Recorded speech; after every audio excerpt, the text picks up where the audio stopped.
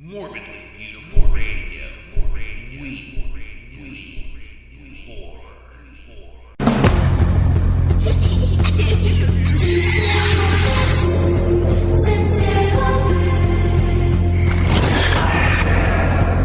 Did you hear the one about the man who can't be destroyed? He was buried alive. What more can you do to a human being? This is inhuman. He's gotta be crushed just under the weight of that much dirt. He was set on fire. What the hell is going on? Come on! Put down the cat! Get on fire! They carried him away.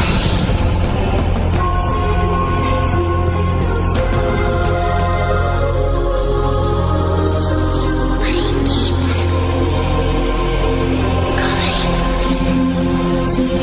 coming back.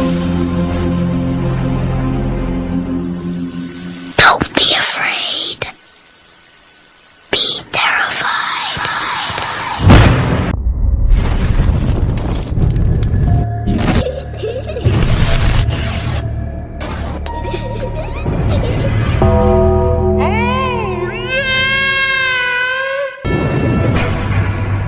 As I lay me down to sleep, I pray my soul is mine to keep.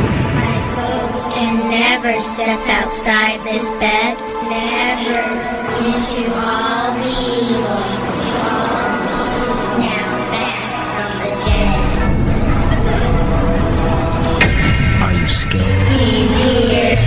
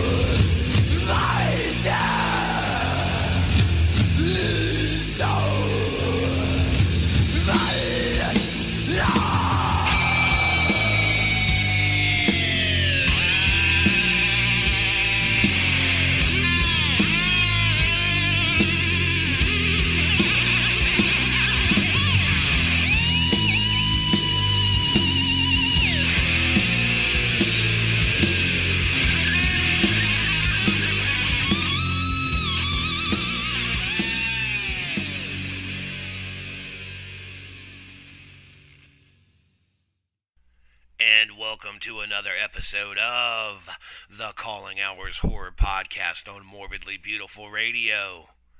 It is I, your head undertaker, the dead man Michael Jones of MorbidlyBeautiful.com, Coffin Cuties Magazine, and Digital Dead Magazine. What's going on, world? Tonight, we're going to have a great show. In our interview segment this evening, we are going to have on Hannah Neurotica of Women in Horror Month and the Axe Wound Film Festival. Let me give you a little bit of background on both of those. The Axe Wound Film Festival is an annual event featuring a diverse selection of horror films written and directed by women around the world. The showcase includes short films, Q&A panels, workshops, and excellent networking opportunities. It's described as having a family vibe, and they aim to empower, inspire, and provide an inclusive space deeply dedicated to and expanding visibility of women filmmakers and artists. And then Hannah is also the mind behind WomenInHorrorMonth.com. For those of you not aware of it, Women in Horror Month is an international grassroots initiative which encourages supporters to learn about and showcase the underrepresented work of women in the horror industries. Whether they are on the screen, behind the scenes, or contributing in their other various artistic ways, it is clear that women love, appreciate, and contribute to the horror genre. Women in Horror Month celebrates these contributions to horror throughout the year via the official Women in Horror blog, Axe Wound, and the Axe Wound Film Festival, which I had mentioned before, and with the official Women in Horror Events Project database in February. The database, in conjunction with the Women in Horror social media fan base, actively promotes do-it-yourself annual film screenings, blogs, articles, podcasts, and any other form of creative medium with the ultimate goal of helping workers by and featuring women reach a wider audience. This inclusive and positive movement is open to everyone, just as we believe the horror genre should be. So that is going to be our feature interview this evening, and I think it's going to be really fascinating. I know that Hannah has done tremendous work over the years. Morbidly Beautiful itself is helping to sponsor the Axe Wound Film Festival this year. I know Stephanie has put in a lot of work, and she is tremendously excited about what's going to be going on with it. And I do know that Morbidly Beautiful will be represented in some kind of fashion at the event. So if you have a chance, make sure to head up there and make sure to stay tuned until 8:30 this evening when we have Hannah on to actually talk about the event. In our digital dismemberment spotlights this evening, we are going to be talking about two films. The first one from Unearthed Films and my man Stephen Biro, and that film is Dreaming Purple Neon. And I have to tell you, I've seen a lot of out there things.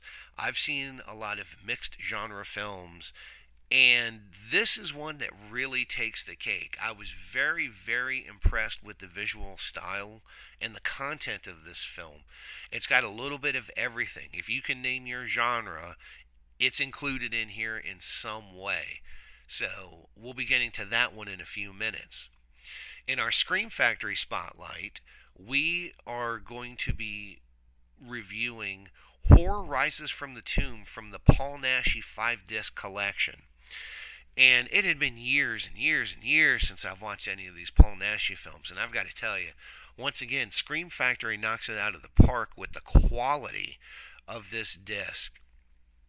This is definitely an exploitation film fan's dream. There is just so much to like and enjoy, and that's just the first film out of the series. We will definitely be covering one of each from both the first Paul Naschy collection and the Paul Naschy Collection 2, which should be streaming any day now. So now through the rest of the year, expect to be hearing a lot about European exploitation horror films. But before we get into all of that, we're going to go into our first Metal Massacre Spotlight. The name of the band is Whitechapel. The name of the CD is Our Endless War. The song is Let Me Burn.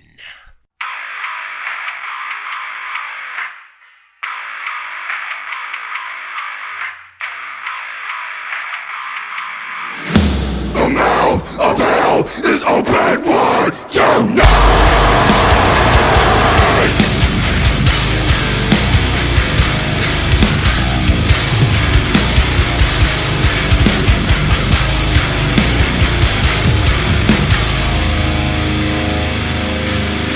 You can't reason with the man who hates everything. I wanna see everyone in pain. I can't change how the way things turn down. All I have now is regret, a madness of gasoline. I've had it all, the woman of my dreams, all the money in the world, and the sweetest little girl. The perfect life, the American dream, all wasted by insanity. Why do I do the things I do? Why am I evil through and through? What would you do if you had nothing left to lose? Break the pain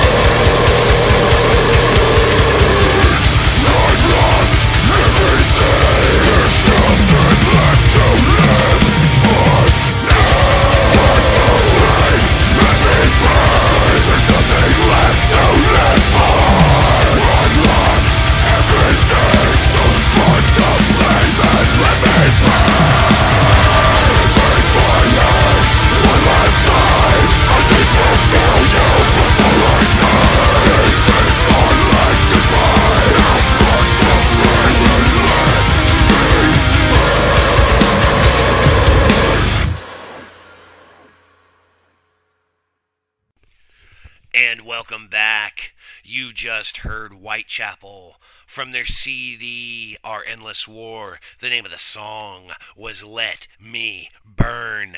Make sure to head on over to Metal Blade Records to check out the latest on Whitechapel, see where they're touring, and to pick up your copy of their CD. Don't forget, at the 8:30 time, we are going to be having on Hannah Neurotica, the woman who is responsible for the Axe Wound Film Festival and WomenInHorrorMonthly.com. But before that, it's time, once again, for some digital dismemberment.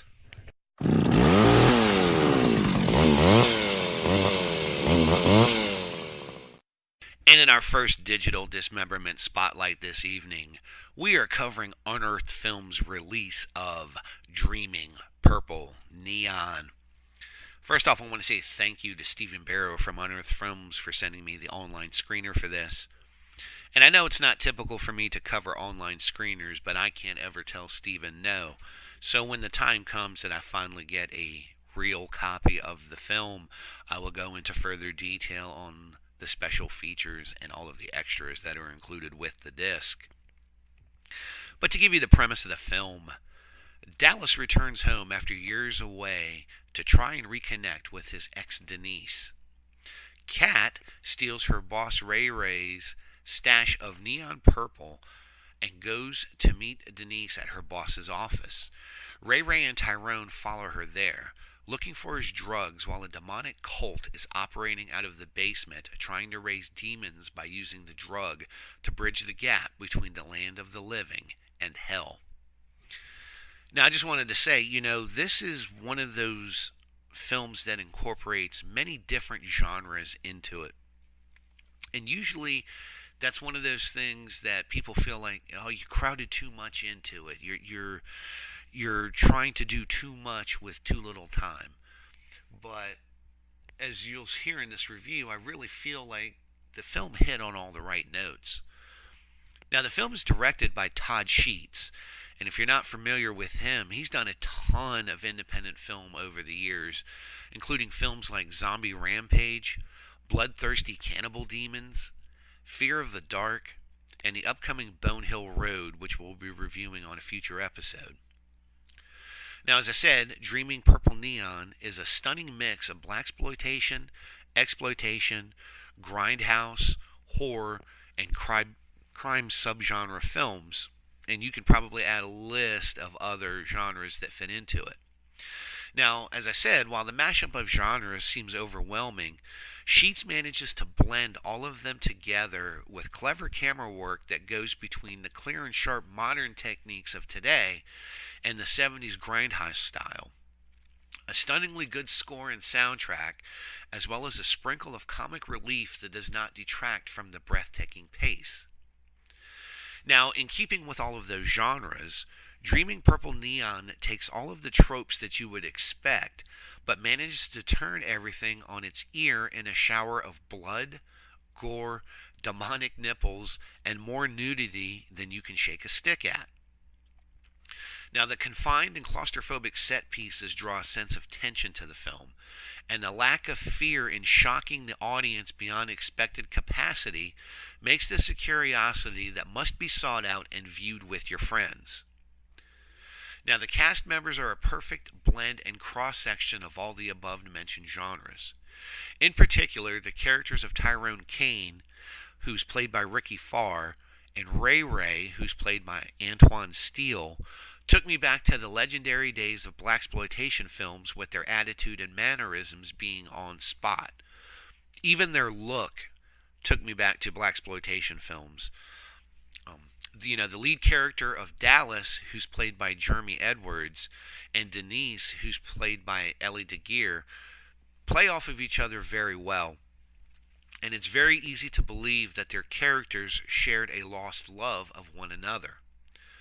Jack McCord may have the best role in the entire film as the satanic priest Cyrus Archer. He hams it up perfectly. He's very disarming with his slightly off-color performance that mixes a maniacal glee and a leering pervert element. Again, when you see him, it's almost fantastic to believe that he's playing such a diabolical character. Again, he's really a joy to watch in all of this. Now, the rest of the cast rounds out nicely as well, and it keeps you from guessing exactly who will be the next one to fall victim to the demonic masses that serve Abaddon, who's played by Dylan Fawn Harvey. And that's another element of Dreaming Purple Neon that comes across really well, and that's the look of the demons and the zombies. When you look at it, you think of that 70s grindhouse horror style. I think of films like Dr. Butcher MD, Lucio Fulci's films. It's not an overly simplistic look, but it's not overly complicated either. Again, trying to replicate that 70s style look and feel, the makeup doesn't have to be spot on. It doesn't have to be perfect, and I think they nail that in this. And again, with the demons, the two female demons in particular, of course they're very sexualized, but, the demon nipples are something that just, it'll blow your mind when you see it. Now, there's certainly plenty of shocking moments in this film. And as I had mentioned, I think that the special effects are highly effective as well. There's satanic rituals, mass nudity, fountains of blood, and chunks of gore flashing before your eyes, and you actually feel like you're in the middle of an epic drug trip, which is appropriate considering Purple Neon is a drug in the film. Now, once the madness starts, it never lets up and belts along at a pace that never seems to drag or bore the audience. There is no taboo that is left untouched either, as we have baby sacrifice, demon fisting, suggestions of orgy. There's just so much here that it almost leaves your head spinning. Now, as I had mentioned with the effects, I think that they're quite effective. You have daggers, axes, hammers, crowbars, power saws, demon teeth, claws. Everything is used without impunity against the entire cast. I can't even begin to tell you how much blood is in this film. I can't imagine how much they used to get this done. There's also a lot of intestines and guts than I think I've ever seen in any film, and I've watched a shit ton of zombie films. There are several scenes that contain flesh ripping and eating that are just grotesque to no end and quite stomach churning. Now, one of the other elements that I think really serves this film well is the soundtrack. And to me, nothing seems out of place, and it fits the mood with clockwork precision. The film has a nice twist at the end, and you want to make sure to watch through the credits. There are not so much things that really are a part of the film, but you get a good look at behind the scenes watching the credits. You get to see a lot of photos. You get to see how they set up a lot of things. So I think that's a really nice look at this disc and the time and the effort that went into making this film. Now, as a man who has never been afraid to bring the most extreme cinema to his audiences, and I am, of course, talking about Stephen Barrow and his company Unearthed Films, I mean, look at his track record. You have things like the original Guinea Pig series. You have his American Guinea Pig series. Things like Aftermath. There's just so much that he's brought to the American audiences that most film companies are afraid to touch. And, I have to applaud them for picking this film up for distribution. It's not the type of film that I would see most studios just picking up and putting out. Todd Sheets, the director of the film, should also be lauded for making the film that he wanted to make without really worrying about any kind of audience fallout or fear of showing social taboos on the screen. Now, this is certainly not a film for the weak of heart or who are easily offended. But if you are willing to take a chance on a sick and twisted piece of brilliant indie filmmaking, then this is the film for you. Get your friends together, get your beers, do whatever you do recreationally to relax, and get it all together. Give your friends something to talk about and shock the hell out of them by watching Dreaming Purple Neon. Now, overall, I would give this film a 4 out of 5. And I don't want people thinking I'm a homer for Steven or his company. But again, this is the type of thing that we're not seeing made by the studios anymore. This is a blood and guts homage to several of the genres that they just don't touch upon because they're afraid of the social taboos. They're afraid of offending anybody. And I'm glad to see that there are still independent filmmakers out there who make the vision that they want to get across on the screen. So this was released on the 17th of October from Unearthed Films. So make sure to head on over to Unearthed Films and pick up your copy of Todd Sheets' incredible independent film, Dreaming Purple Neon. Coming up in just a few moments, we're going to go into our feature interview with Hannah Neurotica of Women in Horror Monthly and the creative genius behind the Axe Room Film Festival. But before that, we're going to go into our second Metal Massacre Spotlight. The name of the band is Krisiun. The album is Forged in Fury. The song is Scars of the Hatred.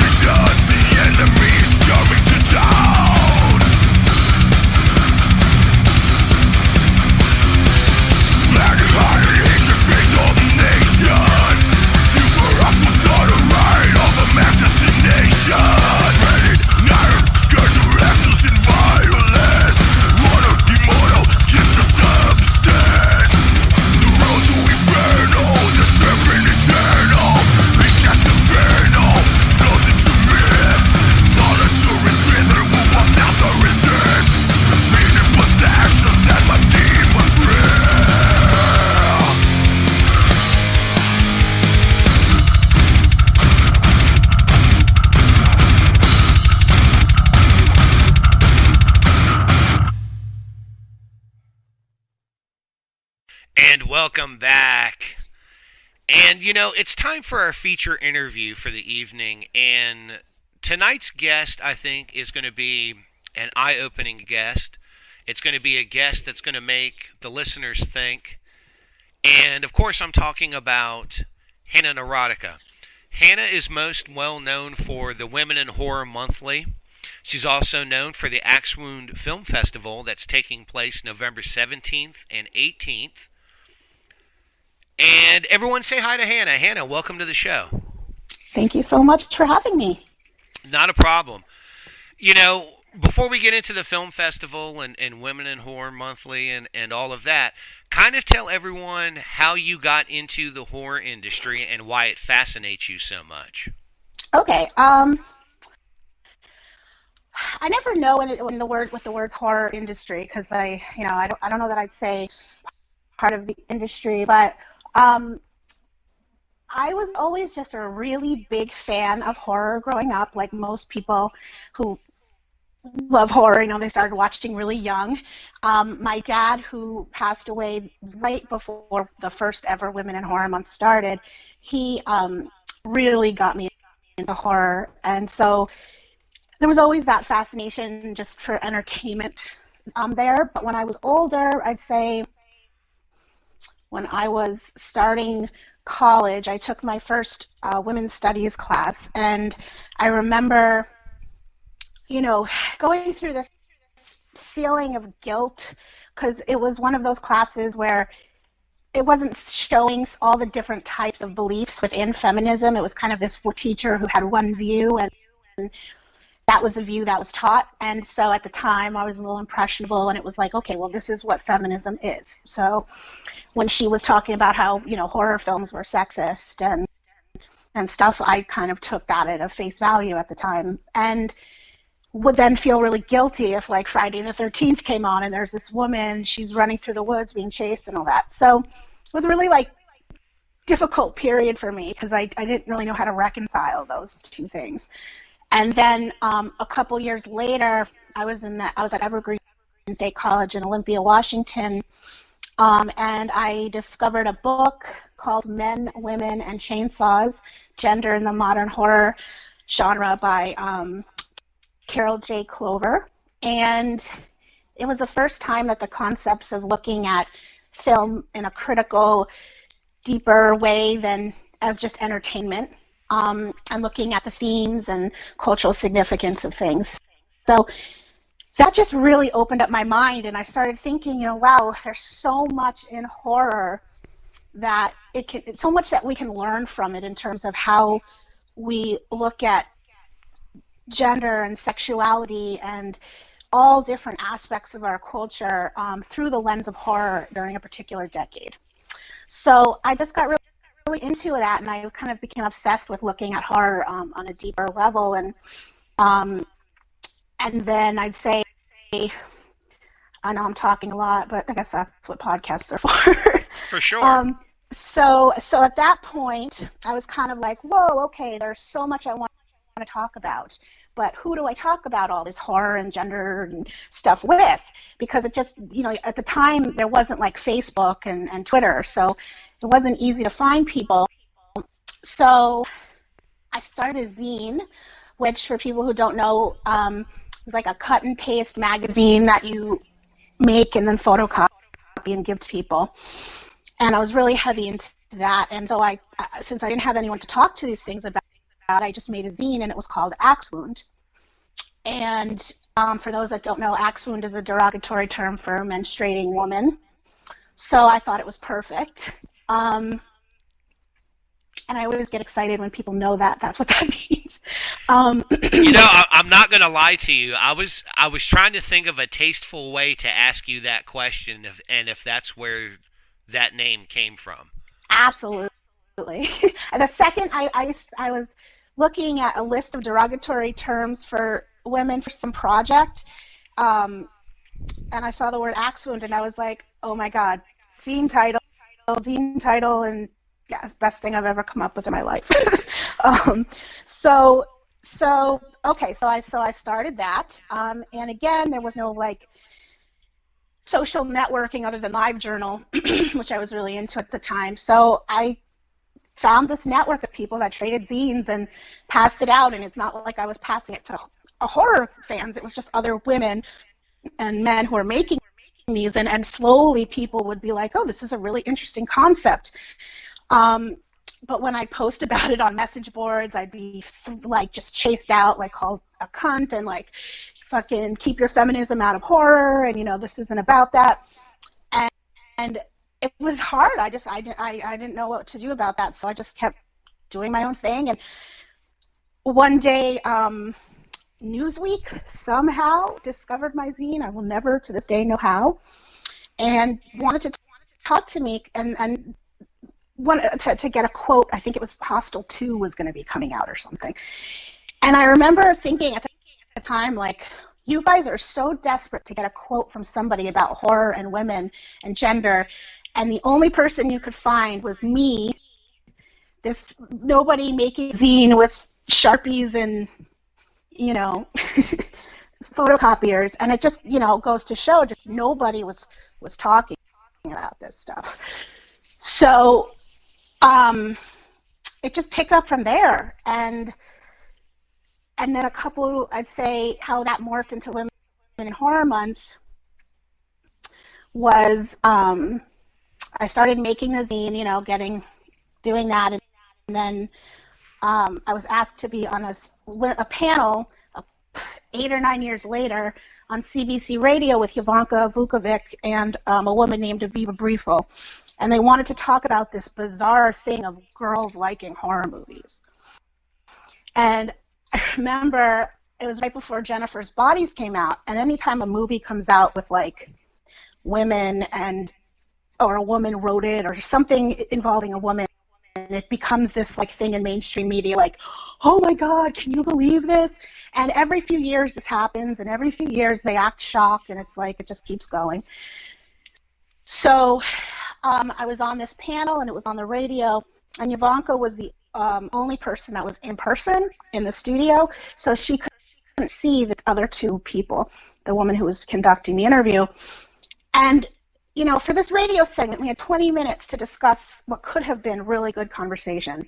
And instead, the interviewer took all this time to talk to Ivanka about how she looked. And for those who don't know, she's, very tattooed, dyed hair, that kind of thing. And then asking her how she gets dates and stuff. And I'm thinking, really? We had this opportunity, and this is about how women look again? And that was when I was really angry, and I sat at my computer and wrote the Women in Horror Month manifesto because I was so angry, and it was just the most misspelled mess of a thing. And I just said, I'm deciding February is Women in Horror Month, and you can celebrate with me or not, but I'm doing it. And I was shocked because people were super into it, and we're almost at the 9th year, and it's grown so much. And so the Axum Film Festival came out of that as a callback to the magazine title to kind of bring that spirit back. So that's my long-winded history. Oh no, it's not long-winded, and I think it's very fascinating. And we're certainly going to talk more about Women in Horror Month and the Axum Film Festival. But you brought up the idea of feminism in horror and how sometimes in the media people see it as a surprising thing. But I wanted to ask you, as a lifelong horror fan myself, when people bring up feminism and strong women in horror films and they're mystified by it or they don't understand it, I look at those people sideways. I certainly believe in equality for everybody. It doesn't matter what your gender is, what your orientation is, what your race is, anything like that. But something that's been a staple of the horror genre from almost the beginning, and it seems like people seem to forget this. The person that usually survives at the end of horror films is usually a woman. It's a woman who final girl. Right, she dispatches the killer. She's the survivor. I'll agree. Right. I'll agree that over the years, certain areas of film, in particular, you look at the 70s, there's lots of misogyny. You look at films made by Lucio Fulci and gentlemen of his caliber. But, do you think sometimes that's overlooked, that the woman is typically the survivor? So a lot of things popped in my head when you were saying that. So first thing is that the concept of the final girl itself, right, which actually came from that book I was talking about by Carol Clover, is at the time when I learned about that, it was like a term that nobody, I feel like a hipster, I'm like, I knew that term before anyone else. That's not what I mean, if that's how it sounds. But that term, I remember learning when I read that book all that time ago. And I would tell people about it because I thought it was such an interesting concept of the final girl. And they would look at me like I had two heads, like I was crazy. And now it's so cool that people actually know that as sort of a mainstream term, that there's so many films with that title and concept. And it's something that I've seen change so dramatically in the past decade, people going from that concept being very much in academia world to being something the average horror fan actually recognizes. So seeing things like that change over time for me is really cool. And yes, in horror films, you have women who are much more consistently the stronger, smarter character. And then if you peel it apart deeper, it's, as you were talking about time periods, and I think any time period we look at, we're going to find films that have really strong, great characters and films that don't, and that's with any genre. But horror, I think you're statistically going to find better characters for women than other genres. We're still far behind, but I'm not a statistician, but that's my educated guess. But another thing that's important to me is not just that the characters in the film are well thought out and strong, but that they have some dimension to them, but also from the industry side of it, we're now seeing more women directors, but even that from that standpoint, it's so small. The number of working women directors is so small, and when you break it down by genre, horror is like one of the tiniest percentages. So we have a long way to go in terms of women having the opportunities that men do in telling and sharing their stories in a way that's supported by the industry, and that's something we just don't see. And when we do, it's like it'll happen to one person or two people, and then it's like, oh, women have equality. So it's complicated because there's so many aspects we could look at, so that's one of the things that fascinates me too, is looking at the industry aspect, looking at the storytelling aspect, and the fandom aspect. The fact that women are fans of horror, maybe they don't want to make it, but they like consuming it, and does that make them weird? Because that's sort of how they're treated, or where it's like, oh, you're a girl and you like XYZ, you're not supposed to, what's wrong with you? And so I think that that's fading a lot now, but still just a lot of aspects one can look at when they're looking at these things, and that's what's fun for me. Well, you know, you brought up an interesting point where a lot of times genre fans look at it, oh, you know, you're a girl, you're not supposed to like this, or you're not supposed to do this, things like that. And I would simply point to someone like the Soska twins and how great their films are. You know, for people to make the argument that women can't make great horror films, I think is total hogwash. But you do kind of bring up an interesting point. You know, why is it outside of the prejudices some people may have for women working in the horror genre, why don't you think we see more women trying to push into the horror genre as directors and producers? Are they, you know, is it they enjoy the entertainment, but they don't want to, for lack of a better term? They are trying. They're trying. They're just not welcome. That's the reason why I started a film festival, because it's like everyone says, well, women should do this, do that, and, you know, just like this whole Harvey Weinstein and all this stuff that's coming out where women have been talking about stuff like this happening forever and people don't believe us. It's the same thing that happens now that people don't see, is that women are trying their fucking ass off to do those jobs that people are doing that they just aren't hired to do, period, because they are not trusted to carry a film. And let's say a woman directs a film and they get bad reviews. Those bad reviews aren't on that filmmaker. They're on women as a gender. When a man makes a bad film, he can get bad reviews and it doesn't say anything about other men. Women make bad movies, women don't know how to make movies. You know, so another piece of that is that with any job, if you know somebody, you're friends with somebody, you have a better chance of getting hired somewhere or finding a job. So when you have an industry that's a boys' club from its inception, and those men, I mean, think about Masters of Horror, right? Those were all men sitting around, hiring other men, working with each other's friends. Women need somebody. That's the other thing. It's like, okay, so if women have those jobs, we need to hire each other like they're hiring each other. We need to do, you know, I get so worked up about it because it's so hard when people have this view that why don't women want to do X, Y, Z, when it's like, oh, we do, but no one gives us a chance. And when we say that, people think we're being oversensitive or we're not trying hard enough. And it's very hard as a woman to sort of get through that ceiling. And it's really hard. It's really hard. So that's why I started my film festival, was to sort of do what I could. Well, you know, it's in the third year now, correct? The film festival? Yeah, Women in Horror Month, it's part of Women in Horror Month, but the festival itself is in its third year. And,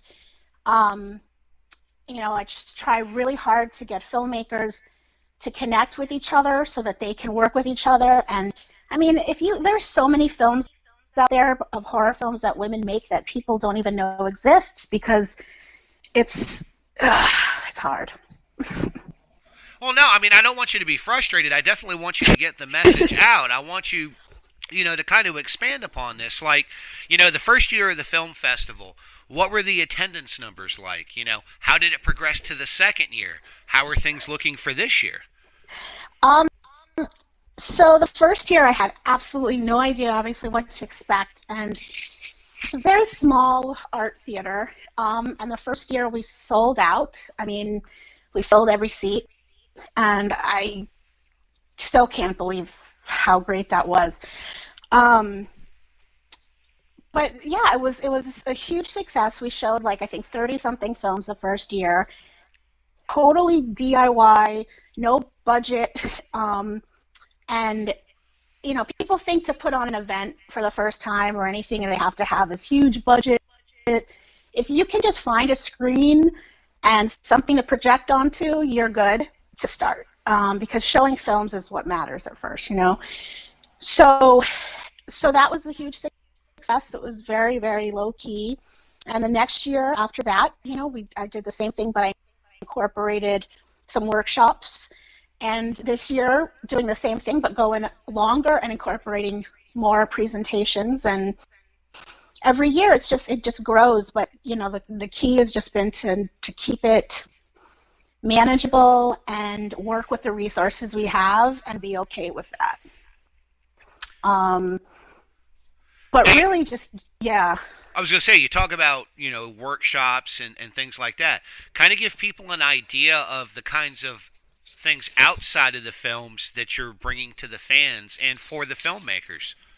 Yeah, so a couple. So this year we have 48 films, and then there's Seed and Spark. I know most people, when they think of crowdfunding, think of Indiegogo or Kickstarter, but there's another one that I just absolutely love, and it's called Seed and Spark, and they offer some things that other sites don't. I encourage people to check it out. But Christina Rea, who is a filmmaker and also works at Seed and Spark, is going to be doing a class called Crowdfunding to Build Independence, which is going to basically teach people about crowdfunding in general and career building within within filmmaking. So that's going to be a great resource. And then alongside that, we have something from one of our sponsors, 4 Mile Circus, which is made up of Nicole Solomon and Sean Mannion, who are both filmmakers. And they actually ran a crowdfunding presentation last year. But this year they are back with a live podcast recording called Stories About Stories, using ancillary content to support your film. So they're going to have a panel of filmmakers up on the stage and talking about ways to market your film outside of traditional obvious means. And then, let's see, excuse me. And then we have a video presentation by Cassandra Sechler, who I wish could be there, but she's traveling promoting her feature. And it's all about guts, and it's a DIY video tutorial to make guts. And it's very short, and it's awesome. And we have a handout for people to take so they can, put that to work. And then we have a Q&A panel. We have a bunch of filmmakers attending. And JK of Horror Happens Radio every year comes up and moderates that Q&A panel and does a fantastic job. And then last but not least, I'm very excited about a presentation called Horror in the Trumpian Era. And that is going to be presented by Allison Lang. She just published the Rue Morgue book, Women with Guts. And I feel honored to have been part of that. She's going to be there with the book and some prizes from Rue Morgue and do a presentation where she's going to talk about horror films in the Trumpian era and what that means for what that election, horrible election, what that means for stories and how we're telling them. And it's going to be great. So I'm so excited. I also would add that aside from the workshops, we have some incredible sponsors who are providing some great stuff. And I don't know if you want me to hold off on jumping into that. No, by all means, because I know that Stephanie Malone, of course, the owner of Morbidly Beautiful, is helping to sponsor the festival this year, and yes. I know about some of the things that she was talking about providing for the event. But please, tell people about the sponsors and the things that they're going to be doing. I really want you to let people know. I mean, this, Right. it's going to happen in a couple of days, and if we can persuade anyone to go to the festival, I want them to go. Absolutely. Okay. Well, as you said, yes, Stephanie, Morbidly Beautiful. I just wish I could hug Stephanie. I mean, she's done some stuff for us that just is helping us take things to the next level, and I'm just incredibly grateful, and I will be shouting how much I love Morbidly Beautiful from the rooftops at the event. So I just want to say that I'm very grateful to Stephanie. In terms of sponsors, anyone who buys a wristband will get a free month of Shudder, which is an awesome horror streaming service. We're really grateful to be working with them again. And then somebody will win a full year because we're doing a raffle to raise money for the Scleroderma Research Foundation. That's the disease that my father passed away from, and it's a rare disease, and lots of research is needed. So every year I like to do that. We also will have, there's a Ghoulish Delights, which is like horror body product theme, body products, and Ghoulish Delights will be there to sell their products, but they're also putting together a axe wound body gel for us, which is going to be cool. We're going to have art prints for sale. There's an animation we're showing and by Megan Petoskey, and her prints will be for sale. We worked this year. One thing I'm really excited about, and this is actually more for the filmmakers, but Final Draft is a sponsor this year, and it's, the premier screenwriting software, and we're able to provide 10 copies of that software as part of a random raffle for our filmmakers. And nice. One of the things that's really, one of the things that's super important to me is providing value to filmmakers, because I was saying earlier how helping the advancement, the careers of women who want to do this for a living. I could give awards, but I choose not to, because I find that, let me rephrase this. Okay. You know how I was talking about Masters of Horror and how men hire men? Sure. So one of the things that it's important is that women, when let's say a woman is making a film, that they hire other women. And so I really wanted to set up a space where women could connect and network, hire each other, get advice from each other. And when you have awards, I feel like it changes the dynamic. And there's so many fests out there that give awards. For me, it was more about how can I provide this space. And so I've found that it's created more of a family vibe, and filmmakers are able to be more relaxed, and just women, they just can talk to each other and not feel like, oh, I want to be better than your film. And so that's something, I will never give awards because of that. I just noticed that, and that's important to me. So it's really just about, okay, these are great films, let's watch them, and I think the festival. So I don't want to I feel like I'm all over the place because I'm so excited. I really hope that people come. I mean, it's just going to be really fun. There's going to be a lot of prizes. Like I said, Rue Morgue is donating 2 gift bags full of stuff, and we have art, we have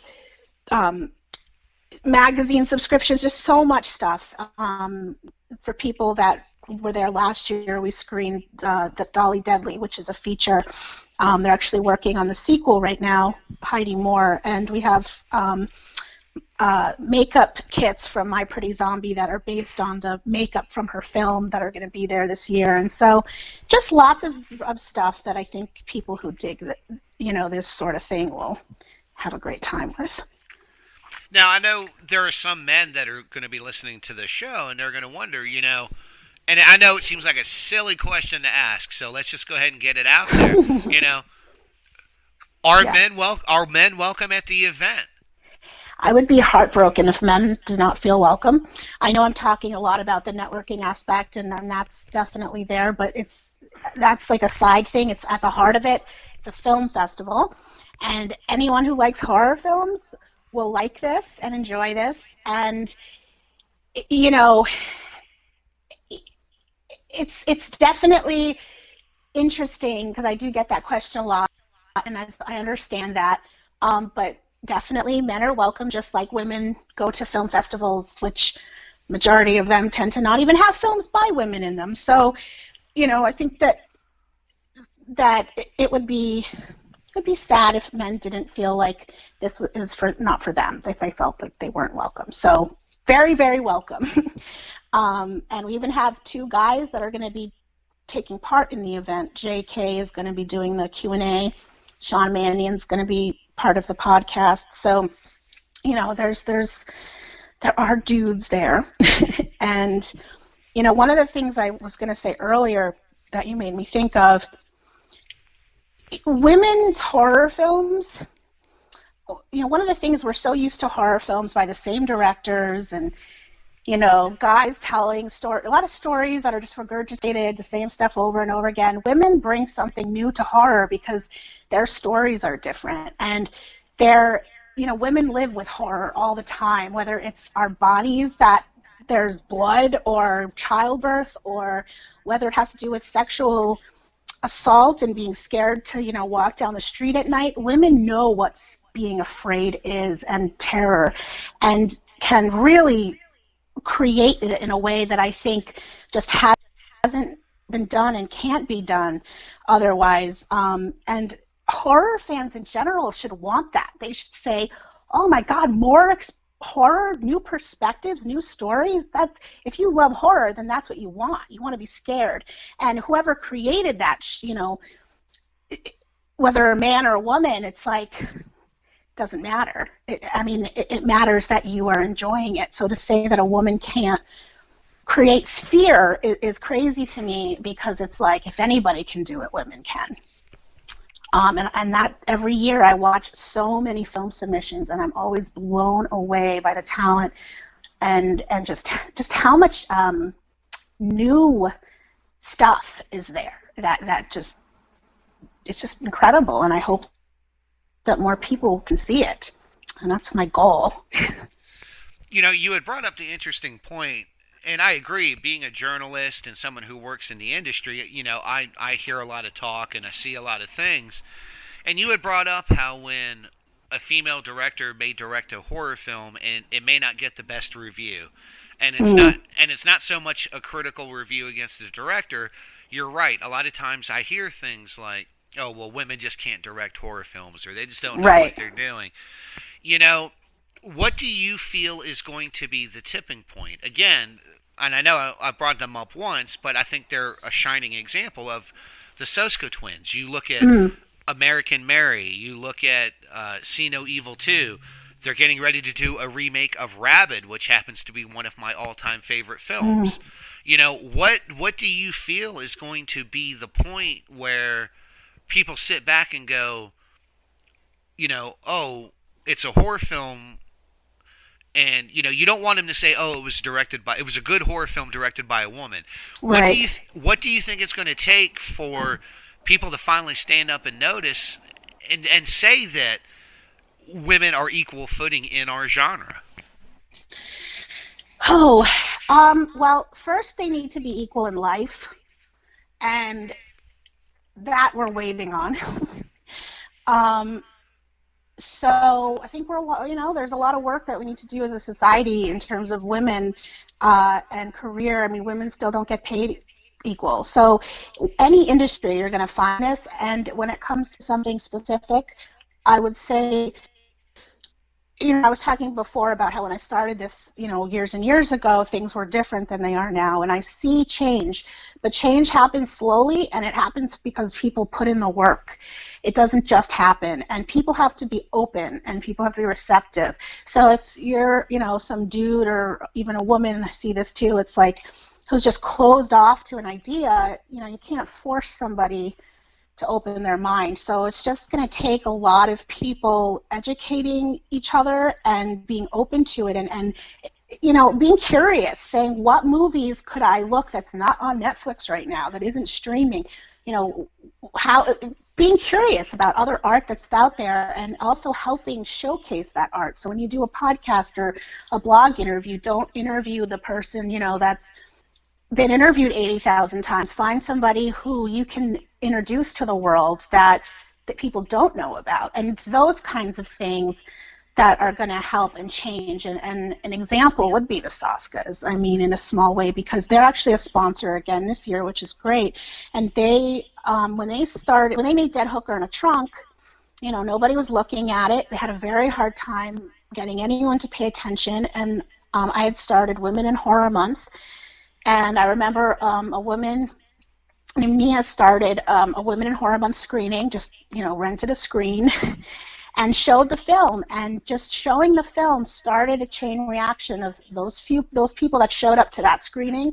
Word of mouth went online. Then it went to another woman who set up a screening. And women And Horror Month really got people to set up screenings, and then the Saskia started, word of mouth started, and things snowballed from there. And obviously they did a lot of work too, but I'm just as an example that when you contribute to getting someone out there, you're helping make that difference. And it takes some extra work, and people just have to be willing to do it. And a lot of it comes from there's a lot of work in the entertainment industry to get people to trust in women, and I think that's something that's coming out a lot in the news with the sexual harassment stuff that's happening. So, we'll see what happens with that, but it's a very big issue that is so insidious to all aspects of women's lives that I don't know how it's going to change other than us just doing everything we can every day. No, I get that, and I guess why I keep pointing to them is it's like I said, it's what is it about them in particular that fans have latched onto, that the studios have latched onto, because their projects are getting bigger each time. There's no doubt about that. To me, like I said, I loved A Dead Hooker in the Trunk. I loved American Mary. But I really feel like their mainstream consciousness really came about for them when they did See No Evil 2 with WWE Studios. Right. And now, like I said, getting ready to do a remake of Rabid. I mean, what is it that you see in their success that you feel like other women in horror can emulate to get to that point? It's a hard question to answer because it comes down to what resources people have available, who people know, it's really hard to answer that question because, I feel that there are so many women who are working just as hard and don't get that. And so it's very hard to say why, other than that's how it is right now, and that's great. And but it's hard to say because everyone has so many different things available and people they know that it's hard. I mean, some women, they have to, let's say they have, God, I don't know how to answer the question, honestly, because when it comes to this stuff, why does someone get a career who's working hard and another person doesn't? I'm sure you could find a million factors, some of them being luck, some of them being resources. And like I said, there's no clear-cut answer to that. The best thing I could say is that people should just keep working as hard as they can and trying as hard as they can to network with other people who are doing what they do. But I don't have an answer to that question, unfortunately. I wish I did, because then there would be no issues with women being hired. But the fact that you can point out the Saskas as, the women in horror directors goes to show just how bad things are, not because of them, they're amazing, but because they're the only ones that most people can pick out. Whereas if you said a male director, people could just list them off. So it's not like, what are they doing? It's like, why are they the only ones? So it's something that's the culture is putting out there, not them. They're doing the right stuff. It's everyone else that's not hiring people, that's not doing that. I don't know if that's making sense, what I'm trying to say. No, I mean it does make sense. And like the first film I ever worked on was with a female director by the name of Christine Parker. Mm-hmm. And yep. I think she's a great director. I mean, I don't work with her anymore, but I mean, I definitely feel like she has elevated her game, and she's done a lot in this area in North Carolina for women in horror. And the sad thing is that you're right. The Soskas are easy to point out because they've had mainstream success. They continue to do great projects. They had the Hellevator TV show. Yeah.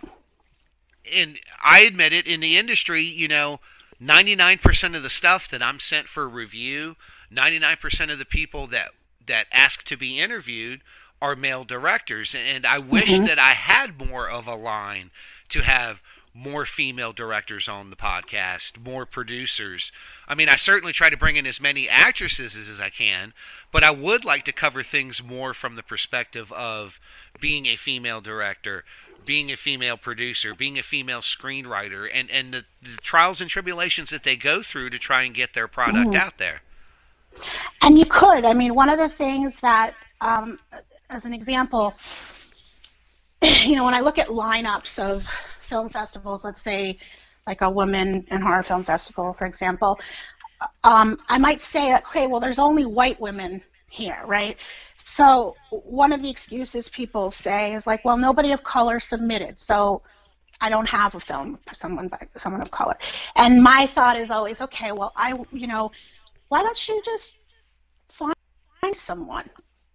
Go out there and go into other places that you're not used to, and email people and ask around and find people, and by doing that, I work really hard to find people of all different women of all different backgrounds.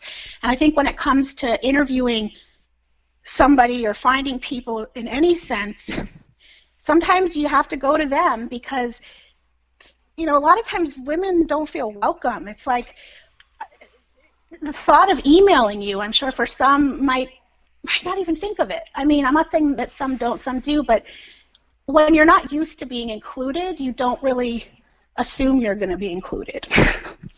So it's important for people, let's say in your position, to go out of their way to extend an invitation so people even know that you're open to that conversation. And I think that that's important, that people meet each other halfway. Because if somebody was like, guys can't do this, you're not going to be like tempted to email someone and see if they care about your art. So I think we have to just all work a little harder, because it's easy to do what's easy. It's easy to reach for the person that's right there, or the name that will get this click or that. But what value are you providing? Like, what's your goal? I'm not saying you specifically, just the universal you, and to really reach out and get that. So that's always my advice, and like the thing I try to do is really find what's lacking and fill that. Now, to change gears for a second, let's talk about a little bit more about Women in Horror Monthly. Mm. I know that over the last couple of years, I have the Deadly Beauty series that I do, and you've been kind enough to post a lot of them on your page and things like that. Kind of talk about that site from the journalistic perspective for a moment. When you're finding writers or people who want to contribute to that, would you say that the vast majority of your writers for that are women? Do you find that more men are trying to help incorporate into that and to spread the word about it? So to answer that question, I just want to clear up one thing I think is a common misconception. So Women in Horror Month it's not a blog. Like, I don't hire writers or publish writing on the site, or it's really, Women in Horror Month it's like a directory. So I basically say, every February, I do this call to action where it's like, no matter who you are or where you are, do something to bring awareness or celebrate women in any aspect of horror. It could be setting up a screening in your town, publishing a blog interview series, doing a special podcast episode. And then what I do is I put that idea out there for February, and then I say, here's a form on the site. Fill it out with what your plans are, and then we're going to plug it into the computer and have an ongoing database and calendar of what's happening. So I kind of see Women in Horror Month, the actual site, as an instigator and chronicler of what others are doing. So when people are always like, oh, you created Women in Horror Month, that's awesome, I always say, I didn't really do anything other than create the idea. It's the people that are actually doing the stuff like you're doing, and then just sending it to me where I can show it. So it's very much like an organizing thing in a way, if that makes sense. No, it makes perfect sense. Yeah. I just, I wish I saw more writers contributing to it. Both male and female. I really like the concept of what you're doing. What do you mean by, when you say writers, what do you mean? I mean, Like on our actual, like turning it into a news site kind of thing? well, maybe not so much as a news site, but like I said, with the Deadly Beauty series, I tried to find female directors, writers, anyone who's I involved see. in the industry. And I wish I saw more journalists trying to do that because you're right. In a lot of ways, it is a good old boys club when it comes even to journalism.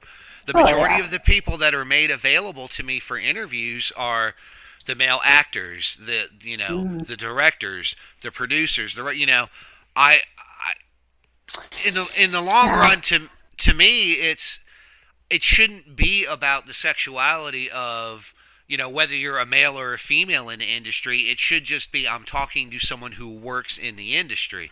I wish we could Yeah. get rid of the pronoun of he, she, whatever. It does to me. Right. It doesn't matter. You're in the horror industry. It doesn't matter if you're a man or a woman.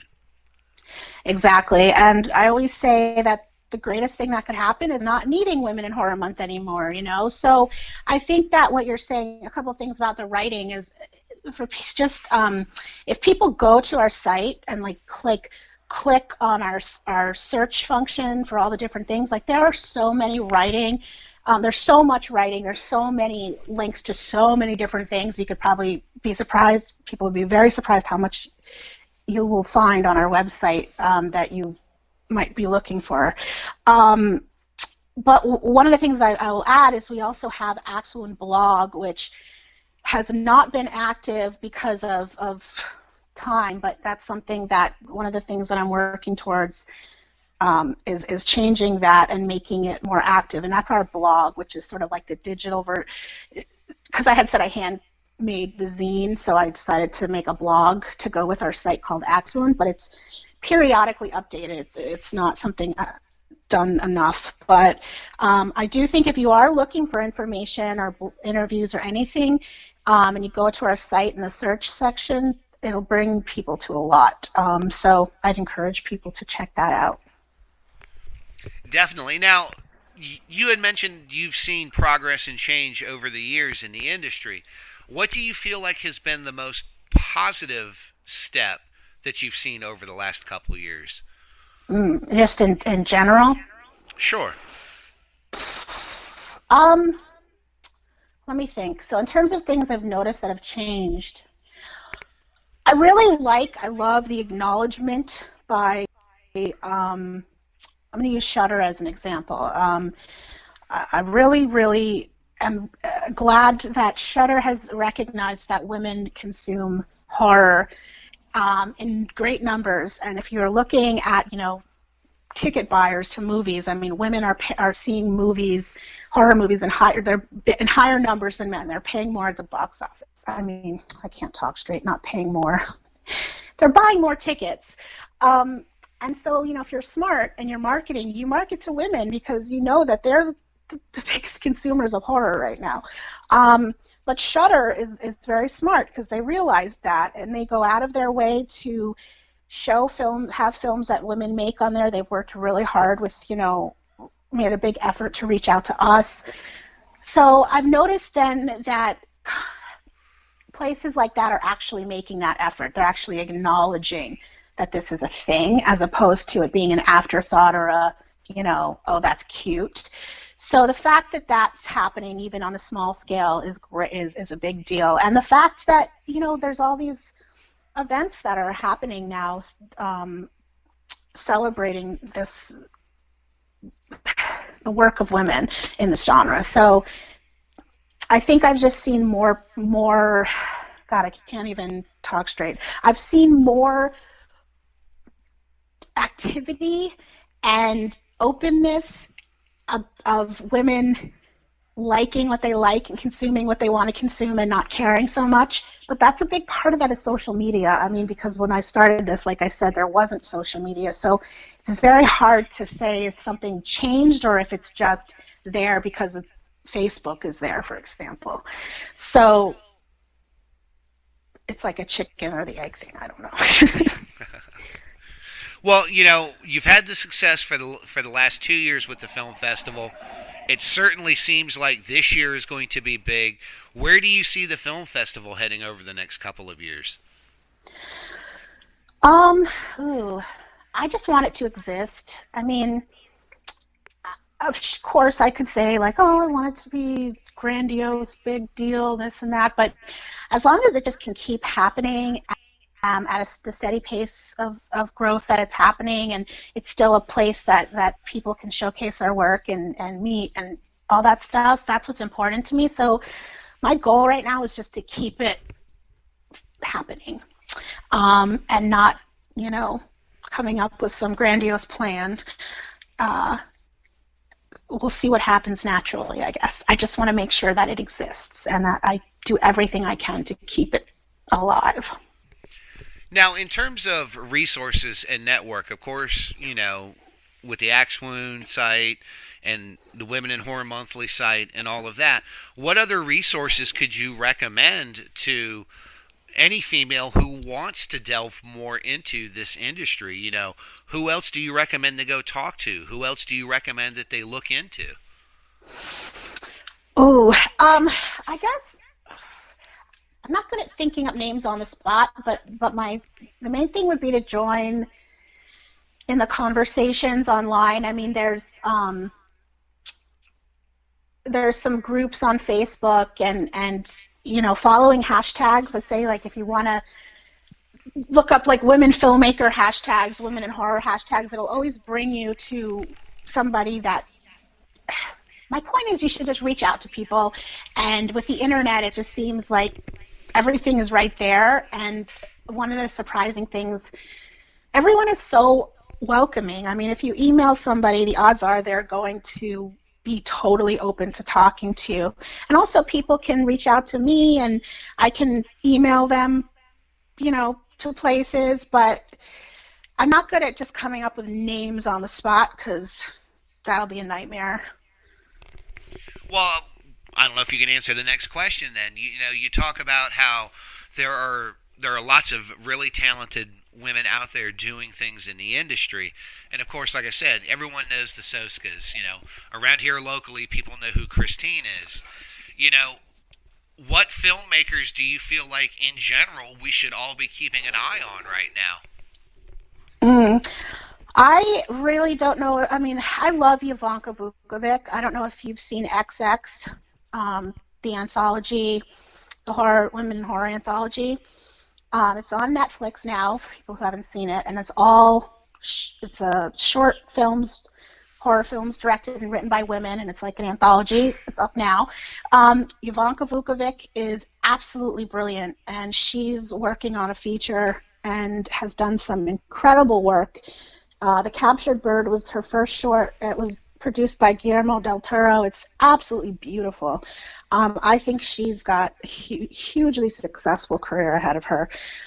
Jennifer Lynch is one of my favorites. I think she is severely overlooked. I mean, criminally overlooked. I was in a car recently, and what's his face? Alec Baldwin it was his book, and it was reading from his book, and I turned it off in disgust and cannot even enjoy him anymore, because he was talking about David Lynch, and then said something about his daughter, who was a wannabe director with no talent, and it's like she just struggles so much to get respect and deserves it so much. She's done some great films. So there's also Davy Snively, who is great. We're showing actually one of her new films, Bride of Frankie. I mean, there's so many women out there that are doing some great things, and if you look at the lineup on our website, there's the lists of the filmmakers are there, and they're all there because they're talented. There's no shortage. I just am not good at talking from my head and remembering names. Oh, no. Those are the three that popped out. No, and I mean, that's good. I mean, I'll certainly check into work from all of them. Excuse me. If you haven't seen XX, I can't recommend it highly enough. I mean, it's on Netflix, and it's all written and directed by women. It's all horror, and it's absolutely fucking great. Now, before we close out the interview, I mean, certainly tell people exactly where the Axe Wound Film Festival is going to be. Sure. So the festival is at the same place it's been the first 2 years, which is the Hooker Dunham Theater and Gallery in Brattleboro, Vermont, which is a very artsy, cute town. There's actually a horror bookstore right next door, and it's a great setting for a horror festival. Now, of course, we have all of the success with this. We have, the Women in Horror Monthly page. What else do you want to tell people about you? If they want to find out more about you and your projects and everything that encompasses what you do, where are you going to send everybody? I have a half-assed website I'm trying to put together called Hannah Neurotica. But for right now, Instagram is kind of where I live.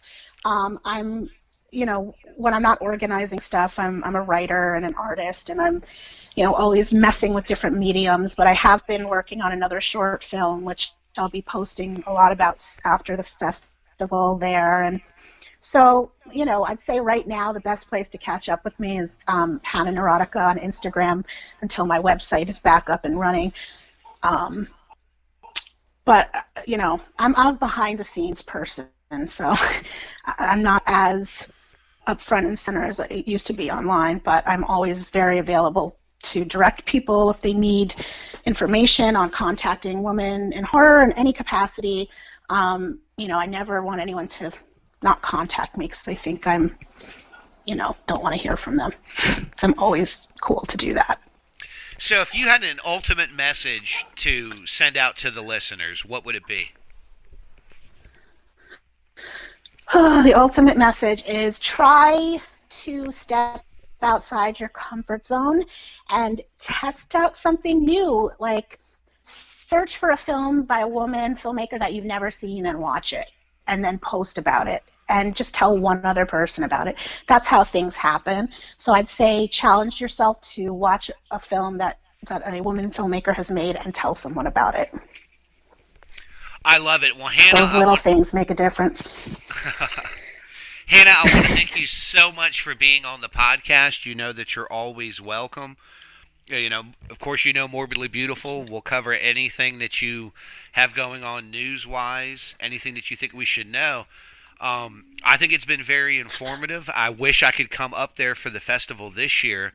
Unfortunately, I can't, but maybe next year I can come up there, represent the podcast and Morbidly Beautiful in person. That would be awesome. And actually, I do have one other thing I can't believe I didn't say. Please. We have a VHS for sale, the Axe Wound VHS mixtape. There's a few left. It benefits the festival. It has 10 short films from past years, plus some other silly stuff, and we're going to be doing that every year through Magnetic Magic Rentals, but it's actually an actual VHS, and it's still available. So support us and purchase that. That's it.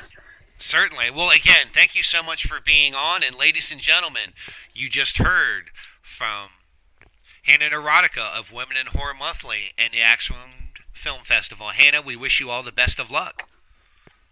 Thank you so much. This was wonderful. I really appreciate it.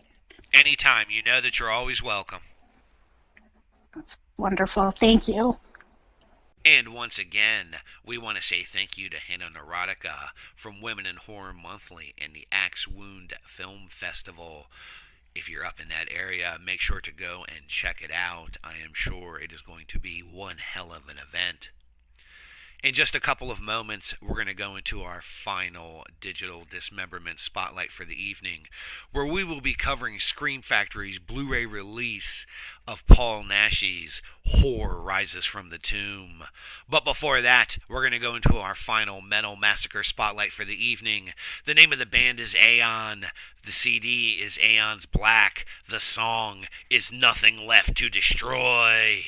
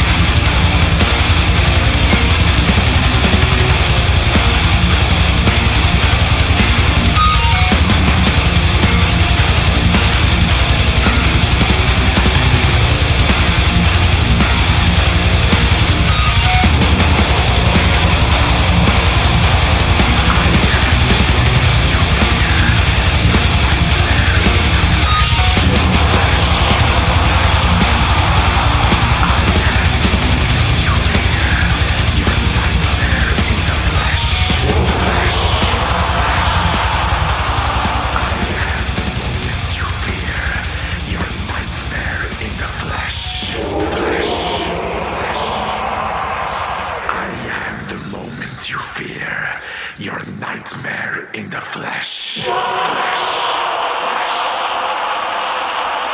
am the moment you fear. Your nightmare in the flesh. Flesh. And once again, you just heard the band Aeon from the CD Aeon's Black. The song was Nothing Left to Destroy. All of the bands in our Metal Massacre Spotlight this evening were from Metal Blade Records. Make sure to head on over to their website, find out when the bands are touring, and where you can pick up these great metal releases. But ladies and gentlemen, once again, it's time for some digital dismemberment.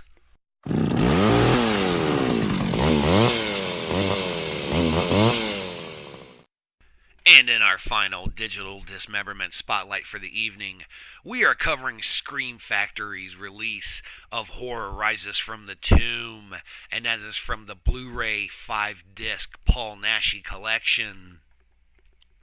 And man, I got to tell you, this is a kind of film that takes me way back. It has been a long time since I have seen any of Paul Naschy's work, and this was just a great one to start with.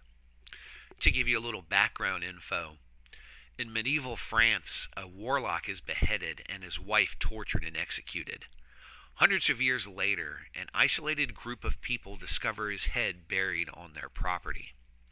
Soon it comes back to life, possessing people and using them to commit sacrifices and to search for the rest of his body. Now, this film was directed by Carlos Arad and starring Paul Naschy. Now, Horror Rises from the Tomb is an exploitation film that is a fan's wet dream. And I know I used that earlier saying something very similar to Dreaming Purple Neon, but it's very true. Vibrant colors ripple across the screen. The music beats along powerfully in that full 70s style. And the gore and blood practically oozes off of the screen and into your lap. Now, while at times the plot seems to meander offline and things happen for no good reason, remember, this is European exploitation at its finest. And there is certainly much to love about this film. One of the things that stands out are the exceptional location in Naschy's home country of Spain. And something that you have to take into account, this type of architecture, unless you were able to go over there and find a house like this, you can't recreate that Gothic look and feel anymore, nor the grounds that it are shot on. It really is an ambiance all on its own, and I'm fond of saying, a location can become a character all on its own if properly shot. And the cinematography of Manuel Marino fully captures this. Again, it's just, you don't see it today. And I think maybe the camera work has a lot to do with that. Everything is so sharp and crystal clear and digital these days. You don't really get the full depth and the breadth of the shadows in some of these locations. Now, the other thing that stands out in Horror Rises from the Tomb are the actresses. Now, keep in mind, this is an exploitation film. So, the stunning beauty on display is breathtaking, and due to when it's made, nudity is used to its fullest extent in this, but it's not to the point of being uncomfortable or lingering too much. Now, the nudity aside, the actresses were very capable, and none of them ever came across as the stereotypical bimbo that is the norm in many of these films.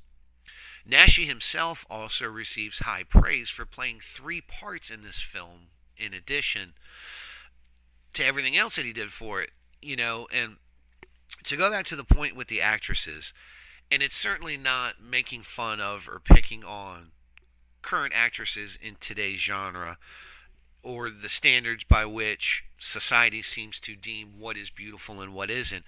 But part of the allure of this film is the natural beauty. This was well before the whole craze of surgical augmentation and plastic surgery and Botox and all of these things. So you really are getting more of the full-figured natural woman, not something that's generated in a doctor's office or anything like that. And so I really feel like that plays a big part in the presentation of the film. Now, on the effects side, there are several stunning pieces, including severed heads and zombies, that rival anything seen in a Fulci or Romero film. The blood is also amongst the best I have ever seen in a 70s film, and that includes films like Argento's Suspiria. And in a lot of ways, in a visualistic style, that's what Horror Rises from the Tomb reminds me of. Now, to give you a little bit more of the plot, Horror Rises from the Tomb opens up in medieval France as Alaric de Marnac, who's played by Nashi, is executed along with his mistress, Mabille de Lancret. I hope I pronounced that right. The execution is carried out on the command of his brother, who Nashi also plays, due to Marnac and his mistress being in league with the devil. Now, both Marnac and Lancret both curse the brother before Marnac is beheaded, and she is hung by her feet from a tree before she is stripped, tortured, and ultimately killed. Then the film flashes forward to the modern times, and of course, at that time, 1973. Marnac's long down the line relative, Hugo, who's again played by Nashi, and several of his friends attend a seance to try and channel the spirit of his ancestor. And this leads to all of them traveling out to the family estate to try and find where the bodies are buried. After encountering a pair of would-be robbers that are dispatched by town locals, they arrive at the grounds and are met by the groundskeeper and his two daughters. One of the daughters in particular, Elvira, who's played by Cohen, appears to have a history with Hugo, and you can sense a palpable sexual tension between the two of them. The group decides to hire a group of locals to help them dig around the grounds to try and find the graves and a possible treasure. Now, the next day, Hugo's friend Maurice, who's played by Barrera, has a vision of where a chest is buried. After digging it up but failing to be able to open it, they take it back to the house with the intention of opening it the next day. There are two robbers who were part of the digging crew who return later that night to steal it. One of them, after seeing what's inside, becomes possessed by the powerful spirit of Marnac and brutally murders his partner and the groundskeeper with a wicked-looking scythe.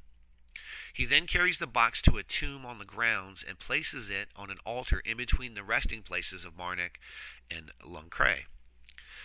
Now, the next day, the group discovers the bodies of the other robber and the groundskeeper. They dump their bodies in the nearby bog after finding that trying to report the crimes in town is quite useless. The first thief returns later and enters the house, brutally murdering the other sister and cutting her heart out of her chest. Shortly thereafter, Maurice's girlfriend is taken away by the robber, and Maurice himself comes under the control of Marnac. Now, he is resurrected when his severed head is joined with his body. After kidnapping Hugo's girlfriend, the other girl who came with them on the trip, a necromantic ritual is performed, and Lancret is brought back to life. They have Maurice kill the thief and allow him to return to the house to deal with Hugo and Elvira. Now, Alaric and Mabille begin appearing in the town and sexually ravaging townspeople before brutally killing them and turning them into an army of zombies. Maurice struggles for control of himself as Marnac continues to exert influence over him, eventually getting him to murder Hugo. Heartbroken, he tries a last-ditch effort to help Elvira dispatch Marnac and Mabille with the help of a mysterious amulet that was hidden in the bottom of a well. Now, I don't want to give away the ending of the film because it's quite interesting, but there's a lot of mysticism, mythology, demonism, and things like that. And the ending of the film will leave you very happy, I think. I thought it ended on a great note. Now, the special features and extras that are contained on this release include audio commentary by Rod Barnett and Troy Ginn from NashiCast. There's a Spanish credit sequence. It also includes an alternate clothed sequence. And That was for certain audiences back in 1973, where some of the scenes with nudity had to be filmed with clothing still on so it could be shown in theaters. This footage is simply included as outtakes to show you what these scenes would look like. The film also includes the theatrical trailer both in Spanish and English, and there's a still gallery. There's so much to like about this. Scream Factory, once again, they kill it. The aspect ratio is a 1080p high definition widescreen in a 185:1 format. The languages are DTS HD Master Audio Mono in Spanish and DTS HD Master Audio Mono English dub. So again, Scream Factory does an amazing job bringing us this film and the collection. The quality of the transfer is absolutely stunning for its age and shows almost no print or grain damage whatsoever. For a mono soundtrack, both the Spanish and the English dub, the sound is quite rich and grand, filling the room and creating a fitting atmosphere. The still gallery is a fantastic addition, giving us some great looks behind the scenes, and the alternate clothes sequences are a fascinating look at how the film had to be changed in order to be seen in some other countries. The auto commentary is informative and sheds light on Nashi and the cast. The packaging is bold and a creative piece of artwork, and I find it to be suitable for framing as far as I'm concerned. My only lament would have been to have seen a few featurettes on Horror Rises from the Tomb. But then again, considering many of the cast have passed, it would be hard to get an accurate backdrop as to what really went on during the filming of the movie. The bottom line is this: Horror Rises from the Tomb is well worth owning and an important piece in European exploitation filmmaking, to be sure. And this box set, as I'm continuing to watch it, is absolutely stunning. In addition, there's a booklet that comes with the box set that has little snippets of information about each of the films that are contained within it. Overall, I would give the film a 4 out of 5. Some people may find that the plot is not quite as linear as they like. They may find that strange things are happening during the film and there's not quite enough explanation. But again, giving allowances for the time period and remembering that it is European exploitation cinema that can all very easily be forgiven and can be tremendously enjoyed. The box set itself, of course, is a 10 out of 10. Scream Factory really went all out with the quality of the transfer, the booklet, the featurettes, everything that was included. So I would highly recommend you head on over to Scream Factory or your big box retailer so that you can get your hands on a copy of Horror Rises from the Tomb, and in particular the Paul Naschy Blu-ray 5-disc collection from Scream Factory. Once again, ladies and gentlemen, I think we had an absolutely fantastic show. I want to really, really thank our featured guest this evening, Hannah Neurotica of Women in Horror Monthly and the Axe Wound Film Festival that starts this Friday. If you're in that area, make sure to go and check it out. Support women in horror. Women are doing such fantastic things in the genre that I hope a point in time comes where it's not where we're talking about women in horror or men in horror, but we're just talking about horror in general. This is really a great opportunity to see horror films and projects that you may normally not get a chance to see. I would also like to thank our friends at Metal Blade Records for all of the fantastic music we've heard this evening, including the bands Krisiun, Whitechapel, and Aeon's Black. And until next week, ladies and gentlemen, this is the Dead Man from MorbidlyBeautiful.com, Coughing Cuties Magazine, and Digital Dead Magazine, telling you all to rest in peace.